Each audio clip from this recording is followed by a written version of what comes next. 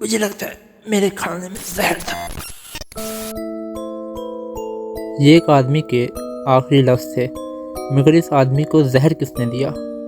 Vienna کی ایک insurance company پر یہ بات ریویل ہوئی کہ پچھلے 1 سال سے انہوں نے جو 3 لوگوں کی لائف انشورنس پے کی ہے، ان تینوں لوگوں کی ڈیتھ نیچرل کازز سے نہیں بلکہ ان تینوں کا مرڈر کیا گیا ہے۔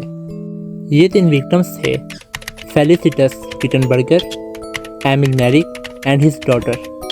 ان سب کو کس نے، کیسے اور کیوں مارا، ان سوالوں کا جواب ہم اس ویڈیو میں جانیں گے۔ ایمل میریک ویانا آسٹریا میں ایک انجینئرنگ فرم میں جاب کرتے تھے۔ اپنے کام کے سلسلے میں ایک دفعہ ان کی ملاقات ایک ڈپارٹمنٹل سٹور کے آنر سے ہوئی۔ ان کا نام تھا سر موٹس فرچ۔ سر موٹس ایک رچ اور سکسیسفل بزنس مین تھے۔ ان کی عمر 73 ایئرس تھی، لیکن انہوں نے اپنے سے کافی چھوٹی عمر کی لڑکی سے شادی کی ہوئی تھی۔ وہ لڑکی لٹرلی ان سے 50 سال چھوٹی تھی۔ اس لڑکی نے سر موٹس سے شادی کیوں کی؟ اس لڑکی کا نام تھا میڈم مارتھا مریک۔ مارتھا مریک کا بچپن غریبی میں گزرا تھا۔ اس کے پیرنٹ اس کے بچپن میں ہی مر گئے تھے۔ اسے ایک بہت ہی لوور کلاس کی فیملی نے اڈاپٹ کیا تھا۔ وہ ہمیشہ سے امیر ہونا چاہتی تھی۔ جب وہ 23 ایئرس کی ہوئی تو پیسے کمانے کے لیے وہ ایک ٹیلر شاپ پر کام کرنے لگی۔ وہاں اس کی ملاقات سر مارٹس سے ہوئی۔ وہ جان چکی تھی کہ جو سر مارٹس ہیں وہ کافی امیر ہے، اس لیے مارتھا نے سر مارٹس سے شادی کر لی۔ اس نے یہ شادی صرف پیسوں کے لیے کی تھی۔ جب انجینئر ایمل سر موٹس کے گھر میں گئے تو ان کی نظر مارتھا پر پڑی۔ وہ مارتھا سے محبت کرنے لگے اور مارتھا کے بھی جو ایموشن تھے ان کے لیے سیم تھے۔ اس طرح ان دونوں کا ایکسٹرا میریٹل افیئر شروع ہو گیا۔ کچھ سالوں بعد سر موٹس کی ڈیتھ ہو گئی۔ سر موٹس کا کوئی بچہ یا فیملی نہیں تھی، اس لیے ان کی ٹوٹل جو جائیداد تھی وہ مارتھا کو ملی۔ اب جیسا کہ مارتھا تو شروع سے ہی ایمل کو پسند کرتی تھی، تو ان دونوں نے شادی کر لی اور وہ دونوں موٹس کی جائیداد پر عیش کرنے لگے۔ یہ دونوں بہت ہی لگژری لائف جی رہے تھے، حتیٰ کہ ایمل نے کام پر جانا بھی چھوڑ دیا تھا۔ گھر کی آمدن 0 تھی، اس لیے اب یہ خزانہ آہستہ آہستہ ختم ہونے لگا۔ مارتھا کو سمجھ آ گئی تھی کہ یہ پیسہ جلد ختم ہو جائے گا۔ وہ دوبارہ غریب نہیں ہونا چاہتی تھی، اس لیے مارتھا نے اپنے بے روزگار ہسبینڈ کے ساتھ مل کر ایک پلان بنایا۔ ایمل کو ہاسپٹل لے جایا جا رہا تھا۔ اس کی ایک ٹانگ کٹی ہوئی تھی، خون بہہ رہا تھا۔ ڈاکٹرز کے پوچھنے پر مارتھا نے بتایا کہ ایمل یارڈ میں لکڑیاں کاٹ رہا تھا جب ایک ووڈن بلاک اس کی ٹانگ پر گر گیا۔ جب ڈاکٹرز نے ہاسپٹل فی مارتھا سے لینی چاہی تو مارتھا نے کہا یہ پیمنٹ تو انشورنس کمپنی دے گی۔ انشورنس کمپنی سے کانٹیکٹ کیا گیا تو وہ شک میں چلے گئے۔ اصل میں مارتھا اور ایمل نے ایک دن پہلے ہی انجری انشورنس کروائی تھی، یعنی کہ اگر ایمل کسی بھی وجہ سے زخمی ہو جاتا ہے تو انشورنس کمپنی انہیں کیش میں پے کرے گی علاج کے لیے۔ یہ اماؤنٹ جو انشورنس کی تھی یہ کافی بڑی تھی، اس لیے انشورنس کمپنی کے آفیسرز سسپیشیس ہو گئے، شک میں چلے گئے۔ انہوں نے انویسٹیگیشن کرنے کا فیصلہ کیا۔ انویسٹیگیٹرز نے آبزرو کیا کہ ایمل کی ٹانگ کسی تیز کلہاڑے سے کاٹی گئی ہے، کیونکہ اگر ووڈن بلاک ٹانگ پر گرتا تو ٹانگ کو چکنا چور یا پچکنا چاہیے تھا، نہ کہ بالکل سیدھا کٹنا چاہیے تھا۔ آفیسرز کو یہ بھی پتہ چلا کہ مارتھا نے ڈاکٹرز کو رشوت دے کر ایک نقلی رپورٹ بنوائی تھی۔ اب انشورنس کمپنی اس کیس کو کورٹ میں لے گئی۔ سب ثبوت مارتھا کے خلاف تھے، لیکن پبلک سپورٹ ایمل اور مارتھا کے حق میں ہو گئی۔ وہ ایمل اور مارتھا کو ایک انشورنس فراڈ کا وکٹم سمجھ رہے تھے کہ شاید انشورنس کمپنی انہیں پیسے نہ دینے کے بہانے ڈھونڈ رہی ہے۔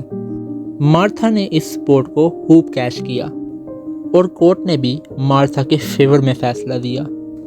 انشورنس کمپنی کو ہاف پیمنٹ دینے کا آرڈر دیا گیا اور مارتھا کو ڈاکٹر کو برائب یا رشوت دینے کے کیس میں 4 ماہ جیل میں گزارنا پڑے، لیکن کیونکہ یہ 4 ماہ وہ پہلے ہی گزار چکی تھی اس لیے اسے فوری طور پر رہا کیا گیا۔ مارتھا اور ایمل کو جو انشورنس کے پیسے ملے تھے اس کا 50% کورٹ فیس میں خرچ ہو گیا اور اب وہ دوبارہ غریب ہونے لگے۔ لیکن اب مارتھا کو انشورنس کمپنی سے پیسے نکلوانا آ گیا تھا۔ وہ جان چکی تھی کہ زخمی آدمی کی انشورنس پر انویسٹیگیشن کی جاتی ہے، جبکہ اگر وکٹم کی ڈیتھ ہو جائے تو فوری طور پر فنڈ جاری کیے جاتے ہیں۔ لیکن اب یہ وکٹم کون ہونے والے تھے؟ ایک دن ایمل جب صبح اٹھا تو اس کا رنگ پیلا پڑ چکا تھا۔ کچھ دنوں میں وہ کافی ویک ہو گیا اور 1 ہفتے بعد اس کی ڈیتھ ہو گئی۔ مارتھا کے نیبرز کی ہمدردی اس کے لیے اور بڑھ گئی کہ بیچاری ابھی کورٹ کچہری سے بچ کر آئی ہے تو اب ہسبینڈ کی ڈیتھ ہو گئی ہے۔ آفٹر دیٹ مارتھا کی اپنی سکی بیٹی بھی اسی طرح کمزور ہونے لگی اور وہ بھی کچھ دنوں بعد مر گئی۔ اس دفعہ بھی کسی نے شک نہ کیا، لوگوں نے کہا کہ بیچاری کا برا وقت چل رہا ہے۔ مارتھا نے ان دونوں کی لائف انشورنس کروائی ہوئی تھی اور آپ ابھی تک جان چکے ہوں گے کہ ان دونوں کی قاتل بھی مارتھا ہی تھی۔ لیکن مارتھا نے انہیں کیسے مارا؟ جب مارتھا جیل میں تھی تو اس کی ملاقات ایک ایسی عورت سے ہوئی جس نے اپنے ہسبینڈ کا قتل کیا تھا۔ اس نے مارتھا کو بتایا کہ چوہوں کو مارنے کا جو پیسٹ مارکیٹ سے ملتا ہے اس میں تھیلیم ہوتا ہے۔ تھیلیم آڈر لیس، کلر لیس اور ٹیسٹ لیس پیسٹ ہوتا ہے جو بہت ٹاکسک ہوتا ہے۔ اگر اسے ریڈ پوائزن سے الگ کر لیا جائے تو کسی کو بھی مارا جا سکتا ہے اور اس زہر کو بھی ٹریس کرنا ناممکن ہوتا ہے۔ مارتھا کے پاس ان دونوں کو مار کر کافی پیسہ آ چکا تھا، لیکن اس کا لالچ ابھی تک ختم نہیں ہوا تھا۔ اب مارتھا نے وہ مرڈر کرنے کا فیصلہ کیا جس کے بعد مارتھا اپنے انجام کو پہنچنے والی تھی۔ فیلیسٹس کٹن برگر ایک ٹیلر تھی جس سے مارتھا نے کپڑے بنوانے کے بہانے اپنے گھر میں رکھ لیا تھا۔ مارتھا نے کٹن برگر کو بھی پوائزن کر دیا اور وہ بھی مر گئی، لیکن اس دفعہ مارتھا بچنے والی نہیں تھی۔ کٹن برگر کا ایک بیٹا تھا جو اس ڈیتھ کو ایک مرڈر کی نظر سے دیکھ رہا تھا۔ اس نے بتایا کہ مارتھا نے کٹن برگر کو 2 ہفتے اپنے گھر میں رکھا۔ اس دوران اسے اپنی ماں سے ملنے بھی نہ دیا گیا۔ جب کٹن برگر مر گئی تو اس کی فیملی کو بھی اس کی ڈیڈ باڈی نہ دی گئی اور مارتھا نے اسی دن کٹن برگر کو دفن کر دیا۔ اب انشورنس کمپنی بھی سامنے آ گئی اور آفیسرز اس معاملے کو کورٹ میں لے گئے۔